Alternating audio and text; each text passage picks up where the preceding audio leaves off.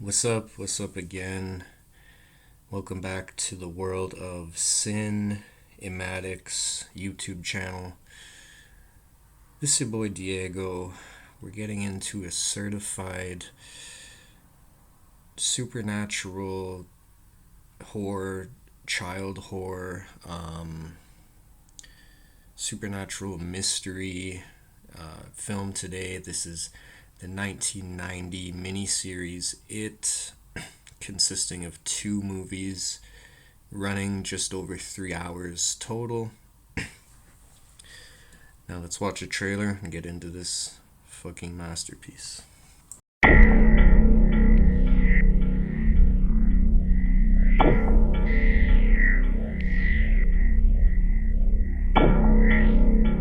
Why are you guys anywhere?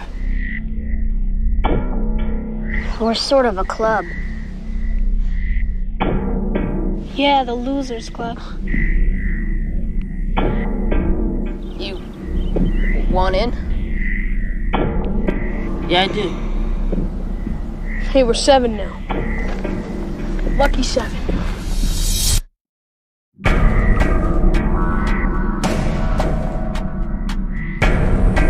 I want to kill it. I just want to forget about it. It's not just us. It's all the other kids, too. Who's gonna be next? It kills kids, damn it! You killed my brother George, you bastard! Let's see you now. Maybe it's the water. The water. Maybe it's the sewer. Hi, Georgie.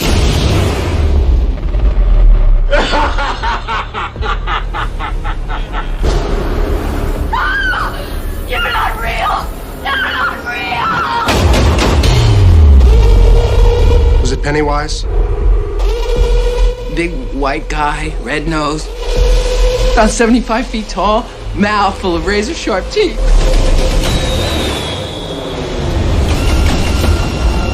You smell that? That's death. Losers fight it. Losers die. They all flow!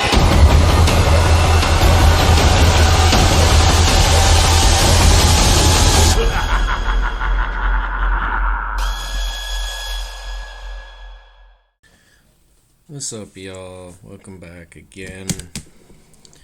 This is Stephen King's It, originally a 1986 novel by Stephen King, whatever his name is.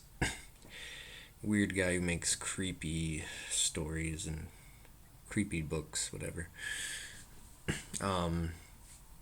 Yeah, anyways, I really like this one, y'all. This is a really good child horror,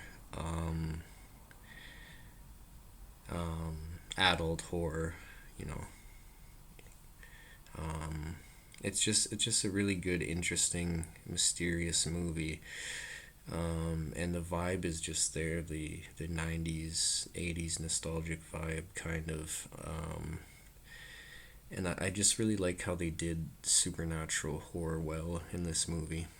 But yeah, let's actually get into the movie and what it's about here. So yeah, this is based on a book by Stephen King, directed by Tommy Lee Wallace, written by Lawrence D. Cohen and Tommy Lee Wallace. Now, this is, Tommy Lee Wallace's take on the 1986 novel by Stephen King. He basically condensed this novel into a film that was a miniseries. The first half of the film largely being about the kids and what's going on with the children who are seeing this supernatural entity, and then the second half, where the second film is about the adult's life and them kind of banding together or regrouping to fight this demon It. So yeah, just a really great, interesting film, and this is one of the, if not the scariest clown film I've ever seen. It's just done so well, and the supernatural aspect of it is done well, as I mentioned.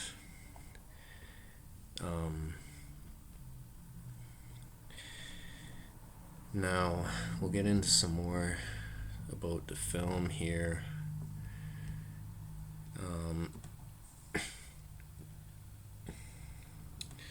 So we'll get into the plot here. The story revolves around a predatory shapeshifter, this demon.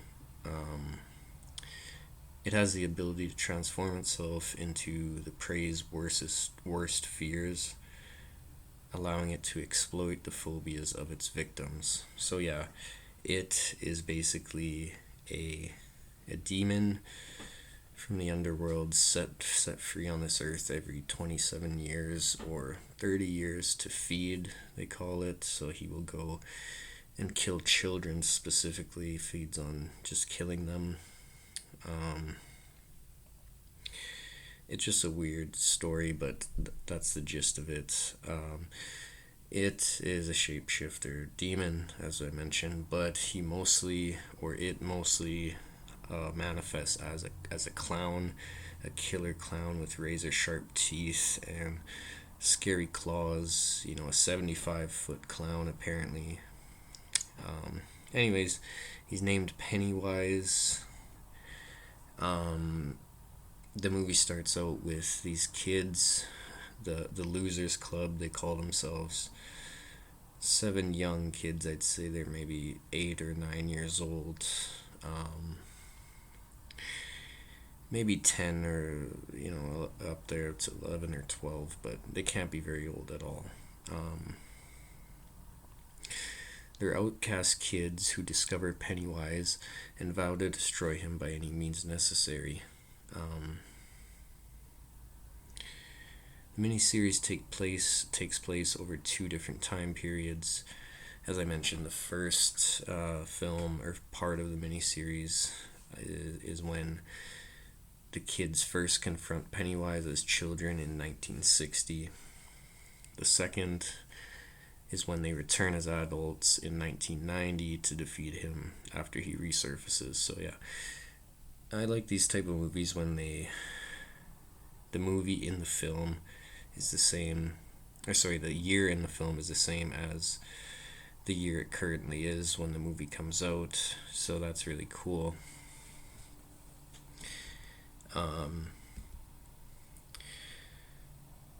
So that's basically the plot. I'm going to get into it a bit more here because it's really interesting. So the thing's set in Derry, Maine. It's a fictional town, but somewhere in Maine in 1960. The start of the film, this kid Georgie, this little kid, he's playing with a paper sailboat that his big brother made him. And he says, Bill, can I go out and, play with the boat? And Bill says, okay, but be careful and be back soon, because, mom and dad, our parents, will get worried, whatever. Georgie goes out, and basically he never comes back. They find him with his arm torn off, and basically the beginning of the film is a legendary scene. I don't want to give too many spoilers, but y'all probably know this film by now. The boy Georgie, he follows his paper plane boat down the storm drain line on the side of the street, and the boat stops at a stormwater entry to the sewer down below, and it goes down the hole, and then Georgie's like, oh no, he's worried about his boat, right? And then that's when the clown Pennywise pops up and says, hey Georgie, come down here with me. We got balloons, we got toys, whatever a kid wants, basically. He manipulates him and seduces him, whatever you want to call it. And Georgie tries to go down there. He reaches his hand out to grab the plane, or the boat back rather, and his arm's torn off. He dies, and that's the start of the film. So yeah, it's a really it's just a hard film to watch, because there's child death in this film. It's got an eerie, creepy feeling to it. The score is amazing. It fits the film very well and makes you feel terrified and uneasy.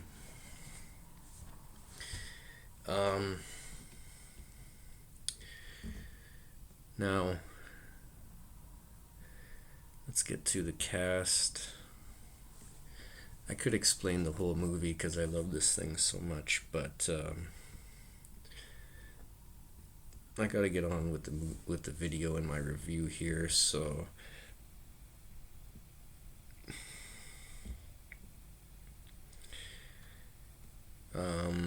taking a look at the cast.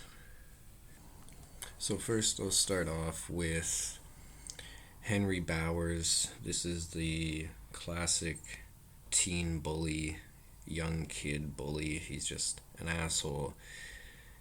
He's really kind of just diabolical and rude and sadistic, mean. But yeah, the kid in this, and the acting's really good. Henry's really good, played by Jared Blanchard.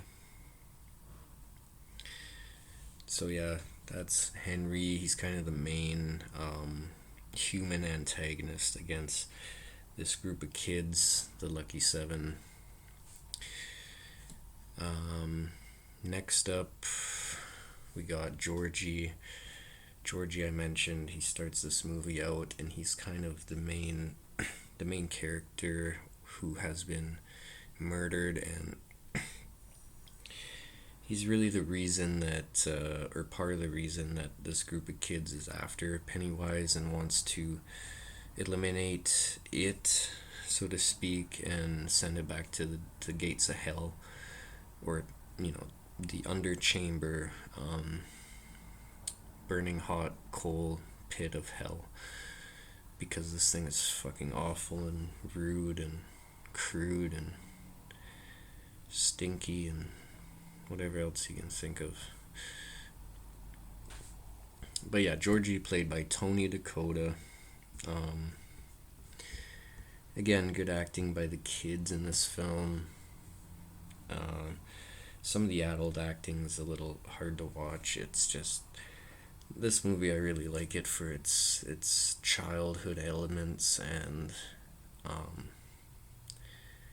the vibes, the nostalgia, the community, the closeness, the love of being a child, and it really brings you back to that, the first half of this movie for sure anyways. So yeah, moving on.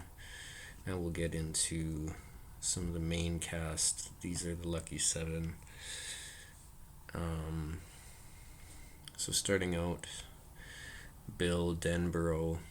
Billy is just a good kind of blonde-haired kid. He's smart, he's outgoing, but he's also pretty shy, and he's got a stuttering problem, so he's nervous around people, nervous about how he speaks, Billy is played by Jonathan Brandis as a child, but he is another actor for the second half of the movie, when this group of friends meets up again because they made a pact to kill this thing if it ever comes back. So I'll introduce the second half of the film actors after I go through the kids. I just want to separate the two because, yeah, it feels like two completely different vibes, kind of two different movies. All in all, this movie makes sense and it does flow well. I just like the first half a lot better. I'll get back to that later. Next up we have Ben Hanscom. Sorry, I never hear the last names of these kids in these movies, or the last names of these characters rather, but that's why I usually just call them by their first name. But yeah, Ben is played by Brandon Crane as a child. Ben is kind of the big guy. He's the fat guy in school, so he gets picked on a lot. He gets his feelings hurt, and he's a real person. He's going through the feelings of being bullied. This movie really does a good job of making you feel the emotions of the characters, and kind of how scared or how frightened, how nervous, self-conscious they are, or whatever. It's just really well done. Next up we got Richie played by Seth Green. Now this is just kind of an amazing performance from Seth Green, but really he's just being himself, an outgoing guy. I didn't actually know this was Seth Green, but I knew that I've seen this face before, and I've heard this personality, this demeanor. I knew that I heard the voice, the look of him. I knew that I was familiar with him somehow. But yeah, Seth playing Richie. Next up we got Eddie. Eddie's just a really shy nerd kid. He's not really that shy, but he's definitely the nerd of the group. He's really small. He's got his hair slicked. Richie calls him Eddie Spaghetti all the time, and I think it's hilarious. He gets mad. He says, "Don't call me that." So yeah, this movie is just so good, so nostalgic. I'll say again. But basically, the Eddie's the shy kid, but he's really caring and concerned for his friends, and wants to do the right thing. He wants to come to a logical solution, but he realizes it's not always that easy. Next up we got Stan played by Ben Heller as a child. Eddie was played by Adam Fairzial. I don't know how to say his last name. But next up we got Stanley played by Ben Heller. Stan is just kind of the big guy in the group, but I'd say he's the most shy and awkward and nervous. He's a Boy Scout, so he probably was raised by strict parents, and he's really trying not to screw up. Really good character in Stan, and yeah, he's definitely relatable and a good character for sure. Next up we got Mike played by Marlon Taylor as a kid. Now this is the black guy in the group, and he's kind of the main leader of the group, if you will, because he's really smart. He's always researching his town, his history of his country, etc., etc. And he's definitely got a lot of leadership qualities. I'd say Bill overall is kind of the leader of this group, especially when they're kids. Mike kind of transitions to the leader maybe when they're adults. Y'all have to watch the miniseries and let me know. And then we got the girl in this series, or the girl in this friend group rather, the Lucky Seven. This is Bev. This is Beverly Marsh, I guess her full name is. But yeah, Bev is just kind of an outgoing girl who's really scared. She doesn't know what this thing is she's seeing. But she knows that it's not human, it's something weird, it's something otherworldly. It's interesting that they have a girl in this group, but I feel like, why not? Because it is all after all children. It doesn't discriminate. And yeah, girls can be friends with boys too, especially when they're young. So she's the only girl in this group of friends, but she's loyal to them. She's a good friend. Yeah, it's just great to have her in this series. Bev, played by Emily Perkins as a child. Again, I just think it's interesting that there's a girl in this friend group, and it's nice they did that, or Stephen King did that, because it goes to show that, realistically, as a child, you'll probably have some girls in your friend group, and she's there kicking ass and, trying to kill this demon, and she becomes one of the most important parts of this friend group, actually, and does one of the most important jobs. So really great job from Bev as a character, and really great performance by Emily Perkins and all the child actors in this film, as well as some of the adult actors. I'll go through the adult cast now for the second half of the miniseries. So Henry is played by Michael R. Cole as an adult. That's funny, Michael Cole. SmackDown, WWE, whatever, WWF. Anyways, Henry Bowers, as an adult, he's admitted to a psychiatric ward. I guess Pennywise, or this entity, it convinced Henry when he was a younger kid that he done all these killings, and this entity convinced him to say he was insane or whatever. So yeah, I don't know what exactly happened there, but he ends up in a mental hospital, and the story goes that Henry ended up confessing to all these killings that it was doing. It wasn't Henry himself, but nobody could explain it in this town of Derry, where nobody cares. Everybody just sweeps everything under the rug,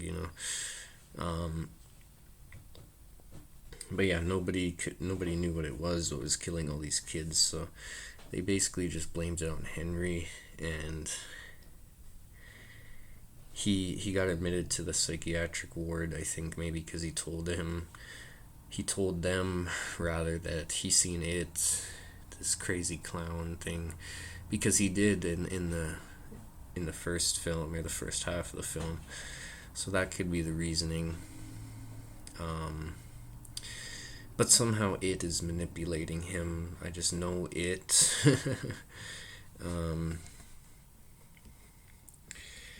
Now,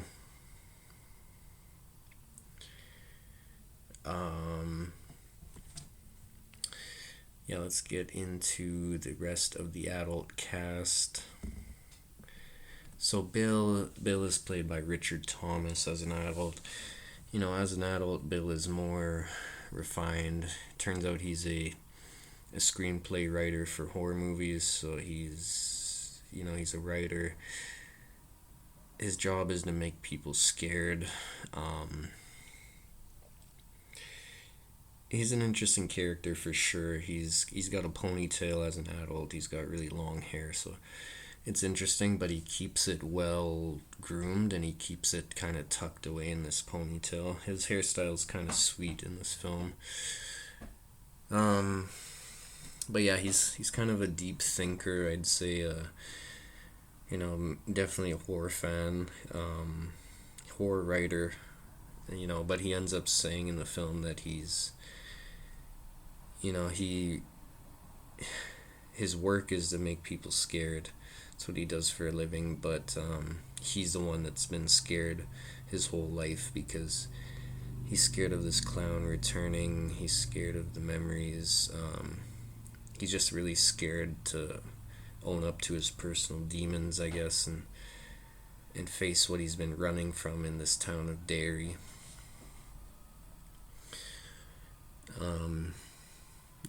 Next up we got Ben Hascom, played by John Ritter. John Ritter is interesting because he's from a few other films and TV shows around the same time, if I'm not mistaken. So they ended up going with a more well-known adult cast, kind of to push the movie a bit more to make more money, etc.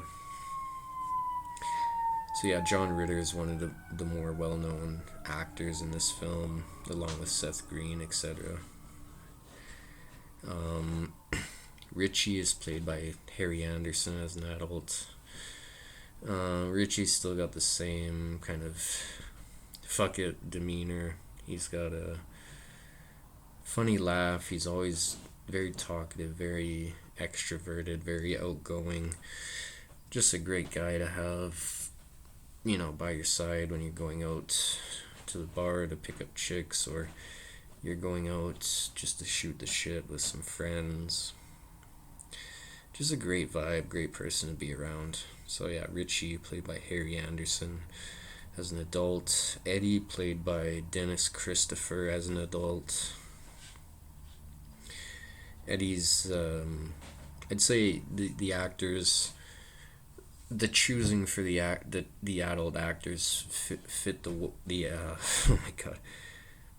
They chose the adult actors well, is what I'm trying to say, based on the child actors and how they look.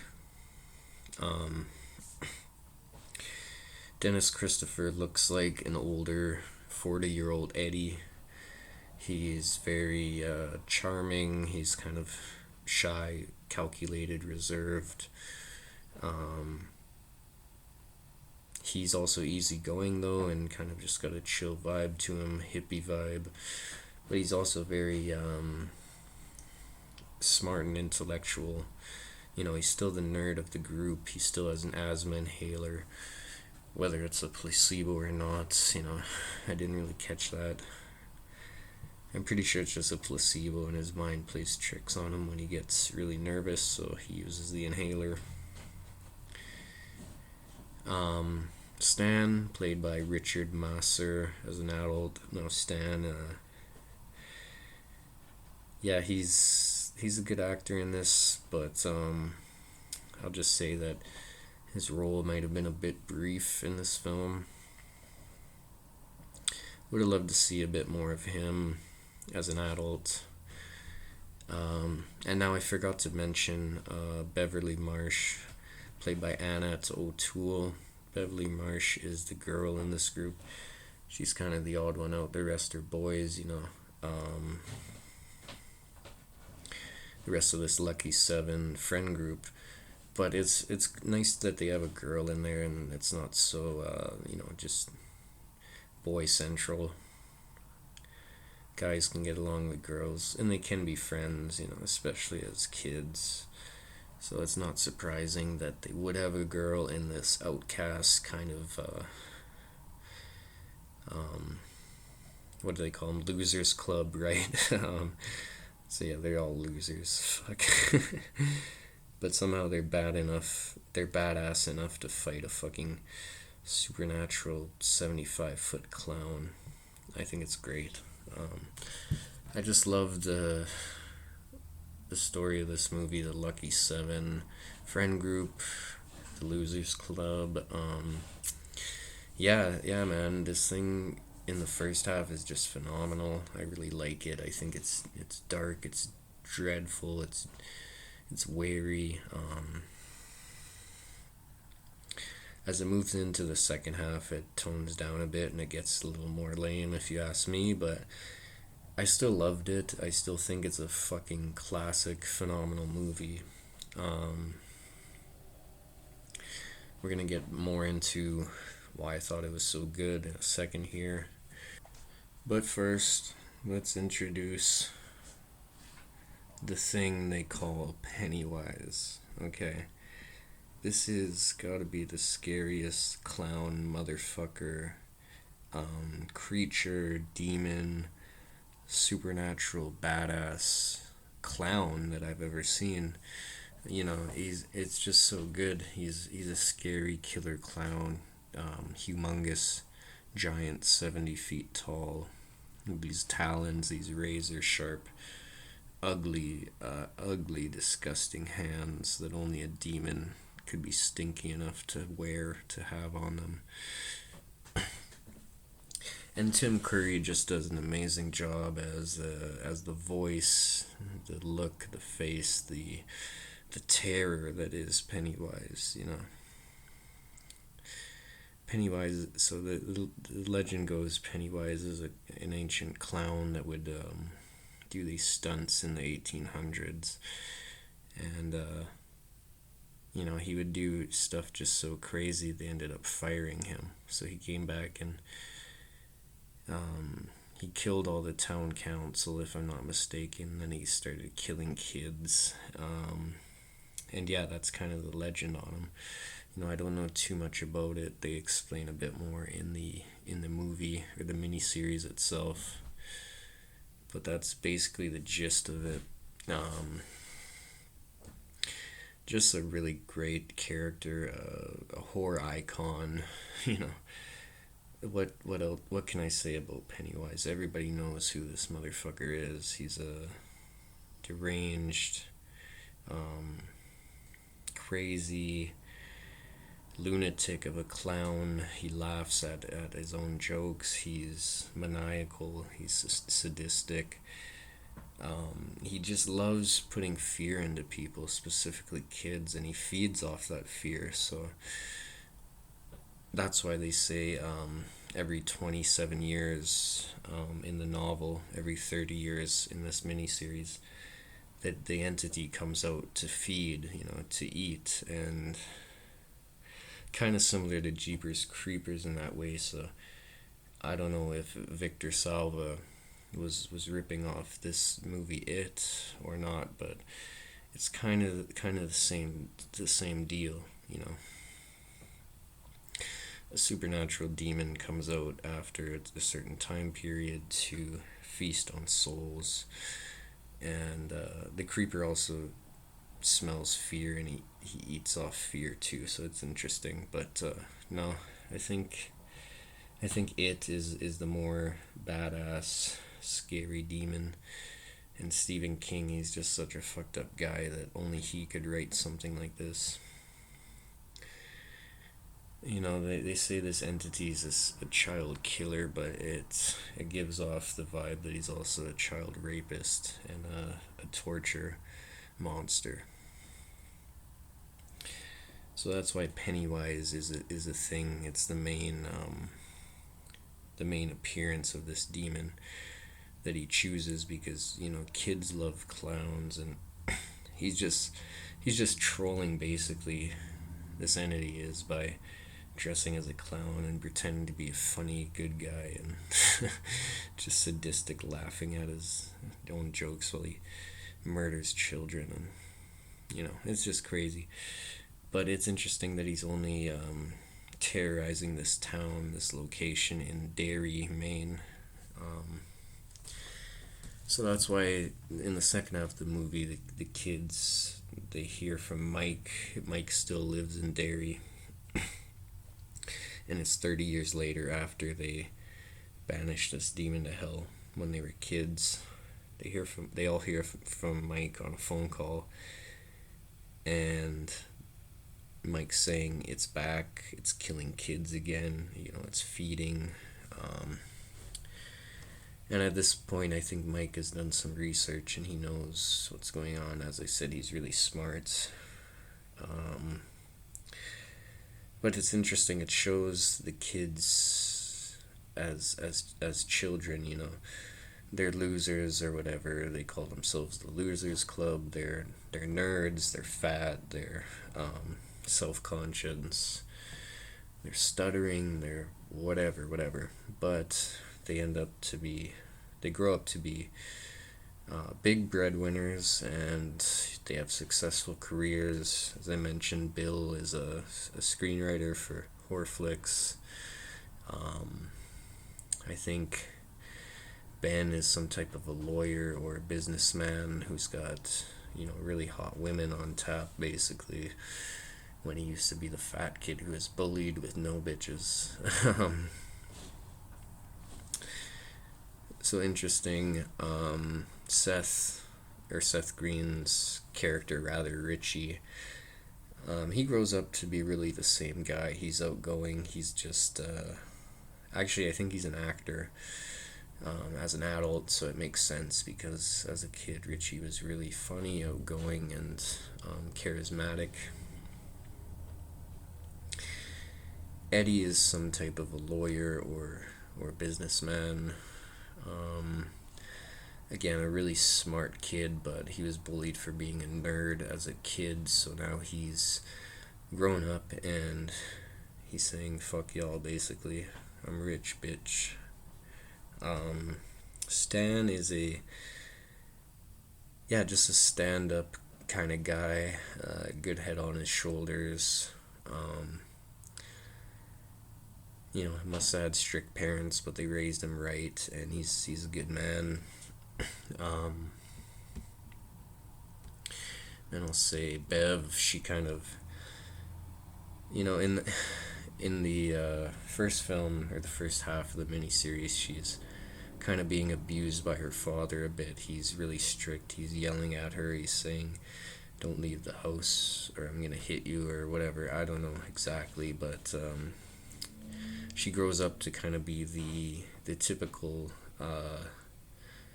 girl with daddy issues. She's seeing a guy who's really abusive. He's crazy, just like her father was. But she realizes that, and she comes to this realization when she meets up with these friends again in Maine, in Derry, and these flashbacks of her childhood come back to her, and she goes, oh my god, what am I doing with this guy? It's just wild, y'all. And that's another thing about this film. It's got such good contrast between the adult life of these kids 30 years later and their childhood, and how when they meet up again as adults, they start remembering what this demon was doing to them, how it was terrorizing them. They remember his face, his laugh, him chasing them. Yeah, it's just a really good contrast between childhood and adulthood, and you really feel those emotions. You really feel for these kids, these people as adults, how their childhood trauma kind of shaped them to be really hardworking people, but people who have blocked out their memories, blocked out large portions of their childhood, or important things in their childhood, just because of the trauma, the abuse of this clown, this demon. But they do remember, when Mike calls them and asks them, or tells them, hey, it's back, they know exactly what he's talking about. Maybe they have a little flashback then, but they know it's the demon. You can't fully forget something like that, especially when it was so traumatizing. Yeah, it was produced on a $12 million budget. It drew 30 million viewers for ABC. So I think it was originally on ABC. I'm not sure if this thing, it definitely wasn't in theaters. It was just on TV. So that's why there's no box office numbers.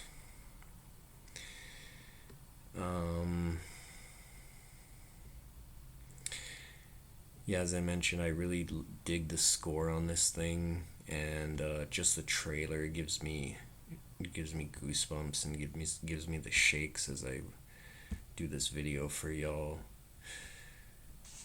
But produced on $12 million budget, but it got a lot of views on TV for the producers and etc. yeah, Tim Curry as Pennywise became iconic. He initially hesitated due to makeup concerns, but ultimately delivered the performance due to promises that, it wouldn't be that bad, the makeup would be light.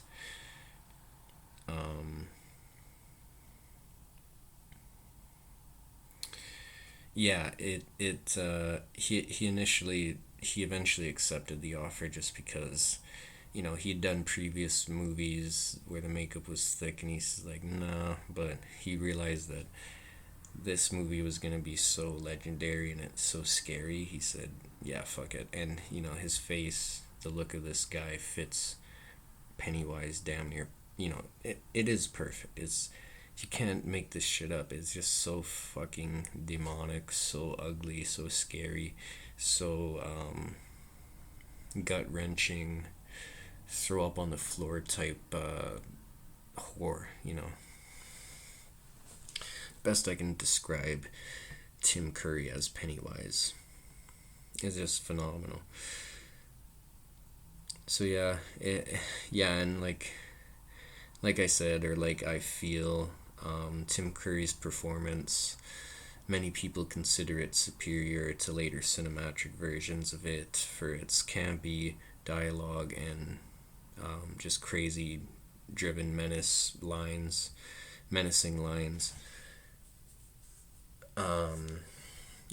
It's just so good. Tim Curry, he's funny, he's clever, he knows what to say, he knows how to scare these little kids, and even how to draw on the worst fears of these people as adults, because remember, it can shapeshift into whatever you fear as an individual and really scare the shit out of you.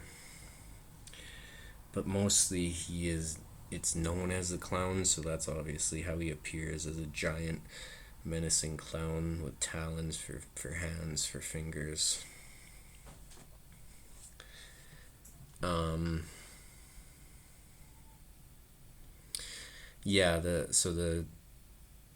This production had a cast of well-known non-horror actors like John Ritter, I mentioned, Harry Anderson, and Tim Reed.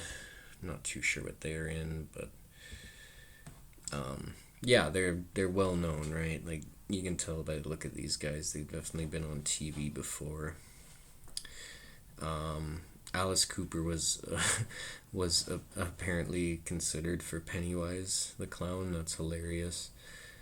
Alice Cooper, he's kind of a drunken, high stage clown as it is, with the makeup he wears when he's performing rock and roll, but that's another story for another day.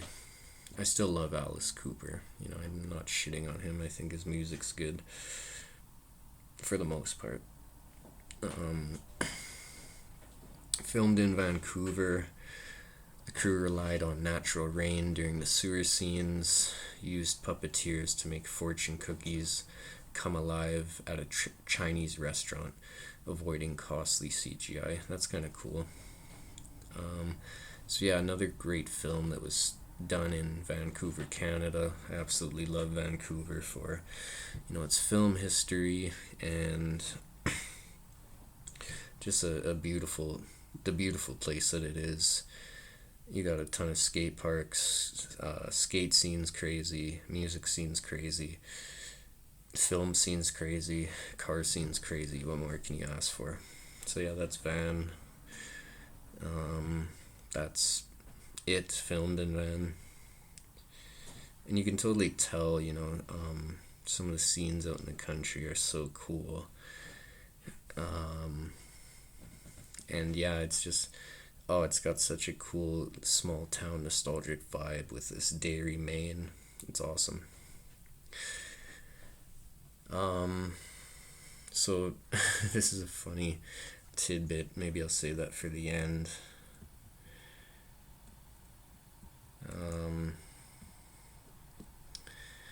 The miniseries won an Emmy Award for music composition by Richard Bellis. So Richard Bellis composed the score and the music on this thing. Phenomenal. The miniseries also won an an Eddie Award for editing, cementing its status as a cult classic despite mixed initial reviews. Yeah, I could see how people might think this thing is trash, when it's coming out in the 80s, but it's just such a timeless classic now. You gotta pay it its dues and give it its flowers for what it is, for sure. And what it is really the best supernatural clown horror movie ever. Just amazing. Miniseries, sorry, it's not really a film, but when you watch the 3-hour length of the whole thing like I didn't watch it all at once, but it's definitely like a movie.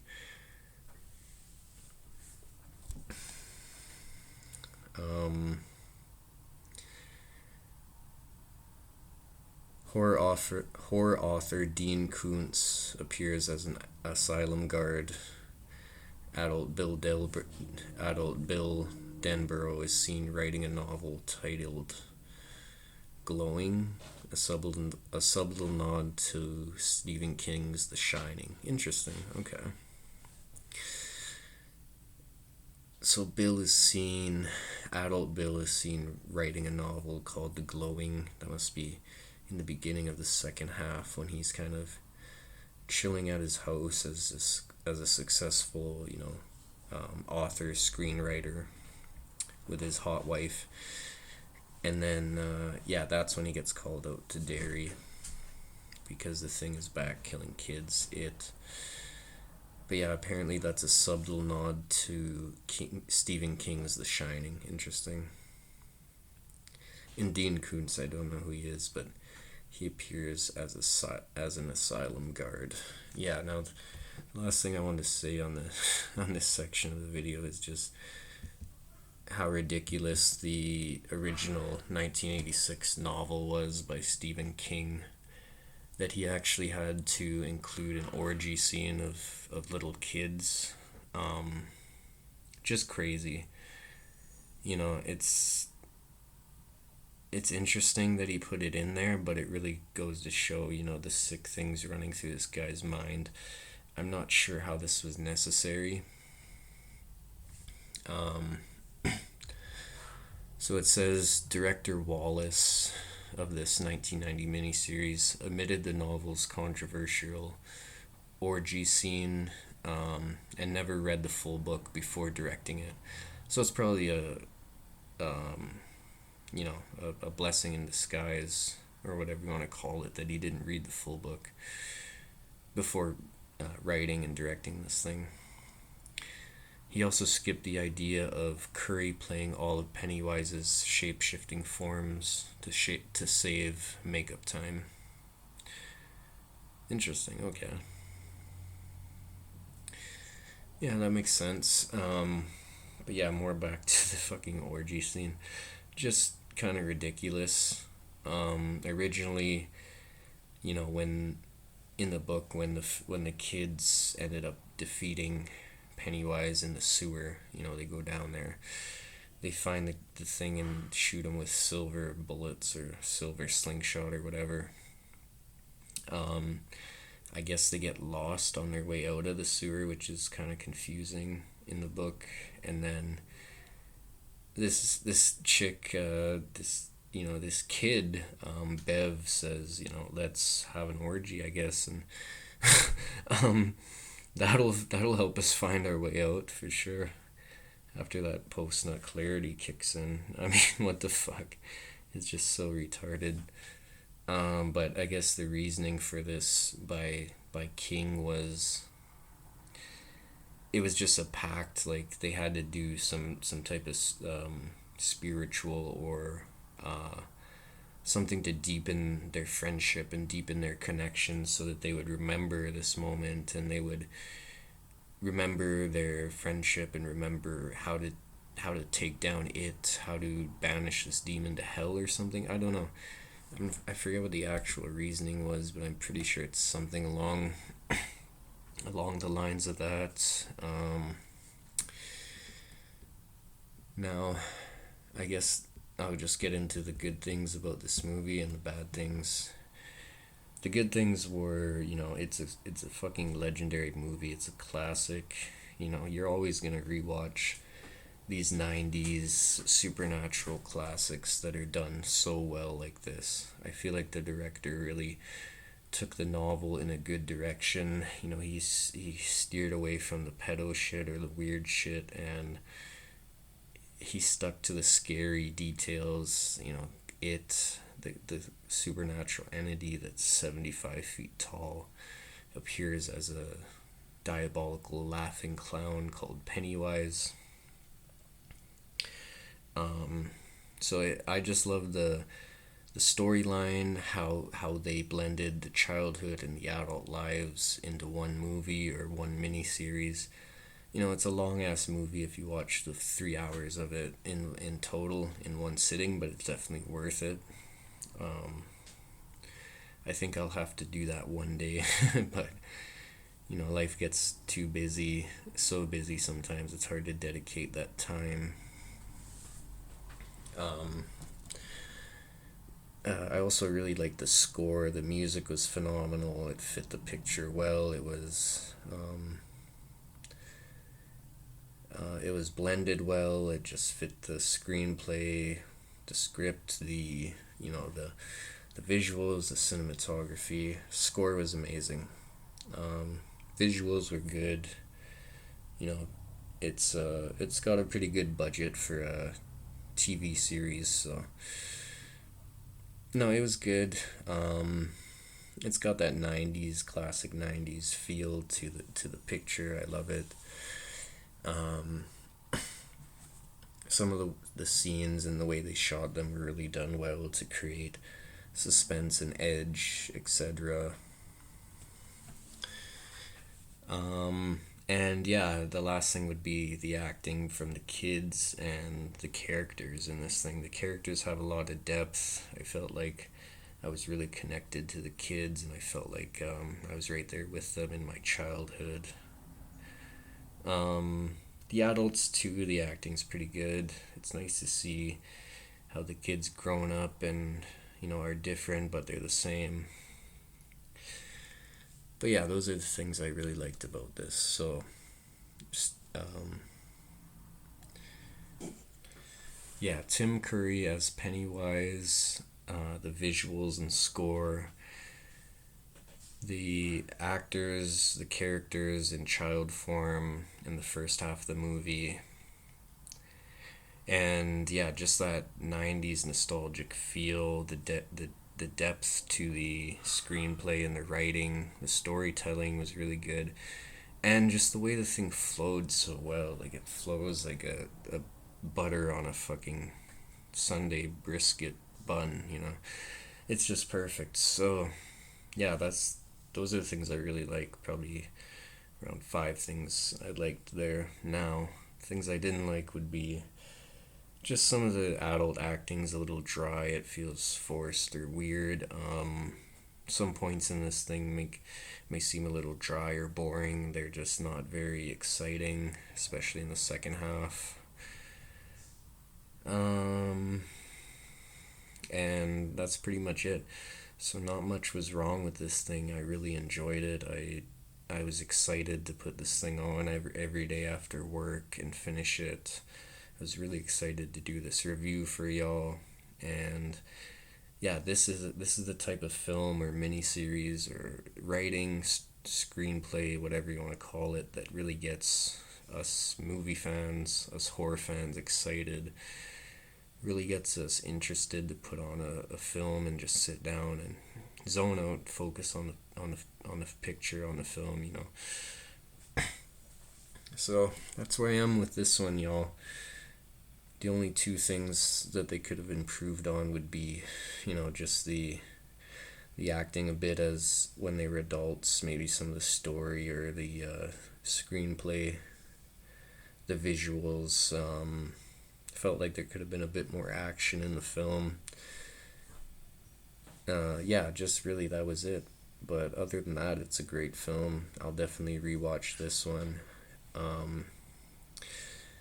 So John Ritter, I just remembered this. John Ritter is from Three's Company, I'm pretty sure. He's, so that's where I knew his face from. And I'm sure these other guys are definitely prominent and well liked and praised in Hollywood too. Some of these other guys in the film, but yeah, John Ritter is definitely from Three's Company. He's Jack, so that's where I knew this guy.